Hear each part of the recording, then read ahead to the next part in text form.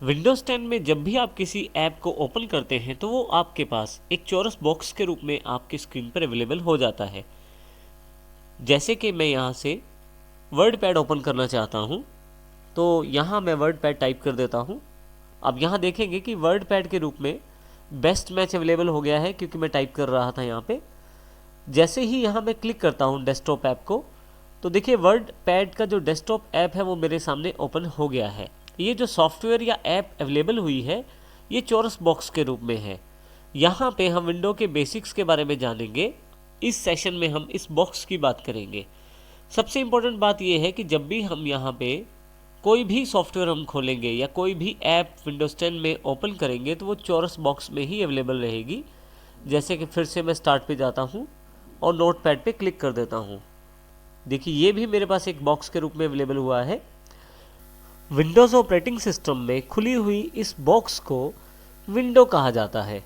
अब यहाँ पे मैं दो शब्दों का भेद बताना ज़रूरी समझता हूँ। विंडोज़ जिसमें W बड़ा रहता है उसका अर्थ है विंडोज़ के ऑपरेटिंग सिस्टम से, जहाँ जैसे कि यहाँ पे हमारे पास विंडोज़ 10 एक ऑपरेटिंग सिस्टम है, और जो हमारे पास एक बॉक्स खुलता है सॉफ्टवेयर या ऐप को चलाने के लिए, जो एक इंटरफेस खुलता है ऐप का, जैसे कि नोटपैड का ये इंटरफेस है, यदि आप यहाँ ध्यान दें तो एक बॉक्स के रूप में है। इसको हम विंडो कहते हैं, जो छोटे W से रिप्रेजेंट की जाती है। यदि यहाँ हम विंडो की बात करें, इस विंडो की बात करें, तो इसका नाम नोटपैड विंडो माना जाएगा। और इसी तरह से यदि आप पिछले वाले विंडो पे चले जाएं, क्योंकि इस सॉफ्टवेयर या ऐप का नाम वर्ड पैड है तो इसे वर्ड पैड विंडो माना जाएगा।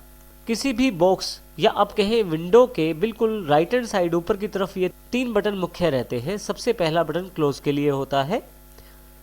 यदि मैं यहाँ इसको क्लिक कर देता हूँ तो मेरा जो सॉफ्टवेयर है या ऐप है वो क्लोज हो जाएगी। मेरे पास देखिए पीछे वाली विंडो वर्ड पैड विंडो है, यहाँ भी ये तीनों बटन है। दूसरा जो बटन है वो मैक्सिमाइज और रिस्टोर के लिए अवेलेबल है।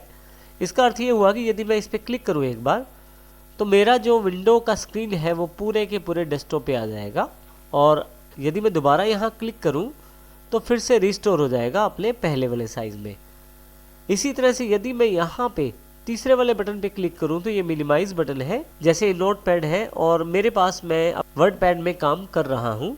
अब मुझे पीछे वाला नोट पैड का विंडो नहीं दिखाई दे रहा, हालांकि मैं उस पर क्लिक करके उसको आगे भी ला सकता हूँ और फिर से वर्ड पैड वाली विंडो पे क्लिक करके वर्ड पैड वाली विंडो को आगे ला सकता हूँ।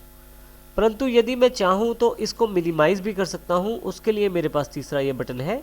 जैसे ही मैं इस पर क्लिक करता हूँ, स्क्रीन से वर्ड पैड वाला विंडो हट जाएगा और नोट पैड वाला विंडो आपको दिखाई देना शुरू हो जाए। यहाँ ध्यान दे तो अभी नोट पैड का विंडो है। अगर मैं इसको भी मिनिमाइज करता हूँ तो आप देखेंगे स्क्रीन पे कोई भी विंडो अवेलेबल नहीं है। परंतु यहाँ पे ना तो नोट पैड वाला विंडो क्लोज हुआ है और ना ही वर्ड पैड वाला विंडो।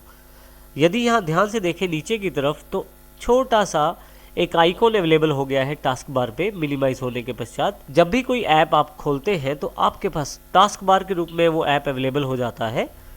अब यहाँ यदि आप देखें तो नोटपैड का विंडो बंद नहीं हुआ है, वो यहाँ पे मिनिमाइज पोजीशन में है। यदि मैं यहाँ माउस लेके जाता हूँ तो देखें फिर से एक प्रीव्यू के रूप में दिखाई दे रहा है। इसी तरह से यदि मैं वर्ड पैड वाले टास्क बार के आइकॉन पे जाता हूँ तो आप देखेंगे टास्क बार पे वर्ड पैड की विंडो का एक प्रीव्यू दिखाई दे रहा है।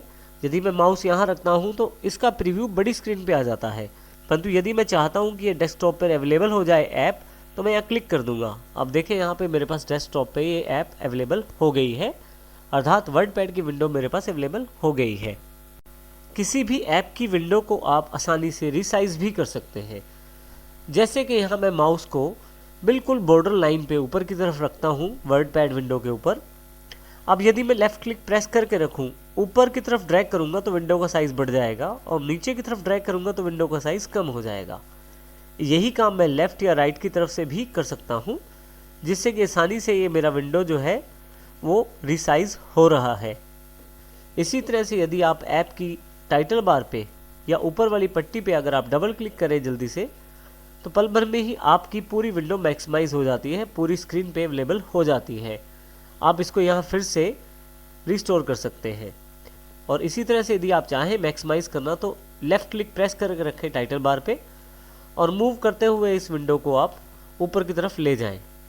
जैसे ही आपकी विंडो ऊपर वाले हिस्से को टच करेगी, आप देखेंगे कि आपका जो ऐप का विंडो है वो मैक्सिमाइज हो गया है। तो इस प्रकार से आप अपनी विंडो को मैक्सिमाइज भी कर सकते हैं और रिसाइज भी कर सकते हैं। इसके अतिरिक्त यदि यहाँ मैं माउस का क्लिक प्रेस करके रखूँ टाइटल बार पे या ऊपर वाली पट्टी पे, अभी मैं माउस का लेफ़्ट क्लिक छोड़ता नहीं हूँ और माउस को देखिए मूव करता हूँ, तो ये विंडो भी माउस के साथ साथ मूव करेगी। तो इस तरह से मैं माउस के साथ साथ विंडो को भी मूव कर सकता हूँ एक जगह से डेस्कटॉप पे दूसरी जगह पे। यदि मैं बिल्कुल इसको राइट हैंड साइड की तरफ ले जाऊँ, यदि आप ध्यान दें तो ऑटोमेटिकली बाकी दो एक्टिव एप्लीकेशन भी डेस्कटॉप पे मेरे पास लेफ्ट हैंड साइड पे अवेलेबल हो गई हैं, जिनमें एक रिकॉर्डर का एप्लीकेशन है और दूसरा एप्लीकेशन नोटपैड वाला अवेलेबल है।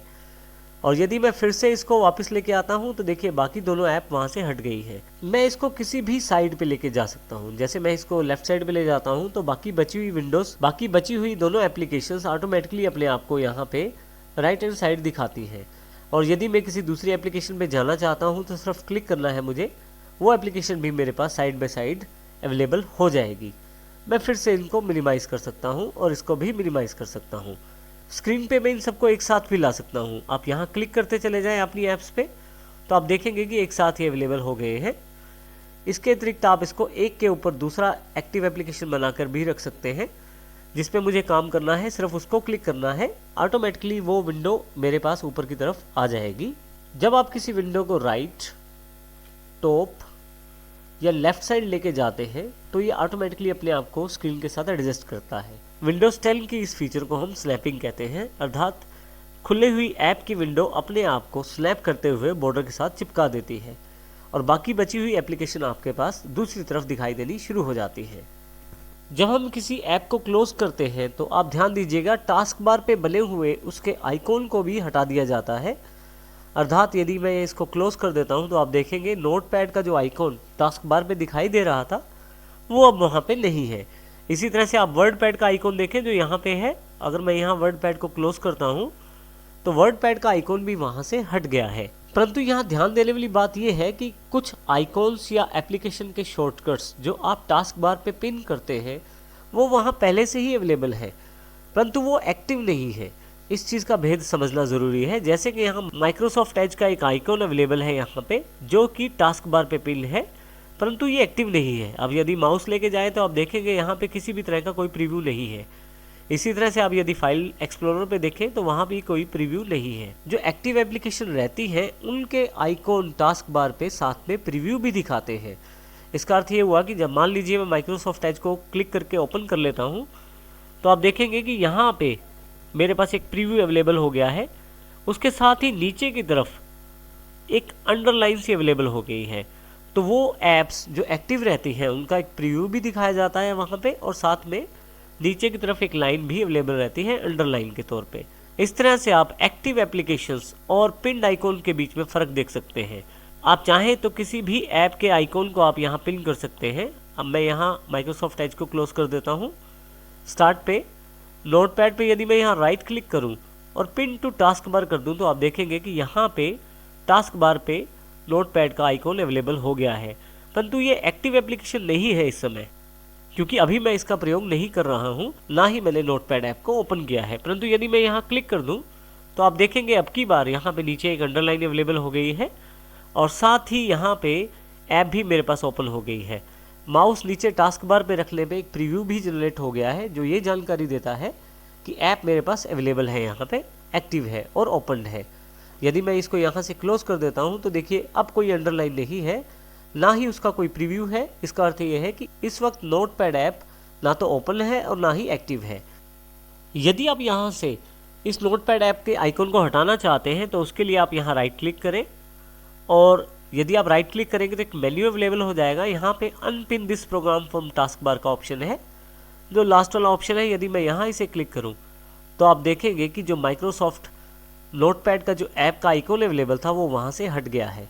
इस प्रकार मैं अपनी ऐप्स को प्रयोग कर सकता हूँ और ऐप वाली जो विंडोज़ हैं उनको भी आसानी से मूव, रिसाइज और मैक्सिमाइज भी कर सकता हूँ।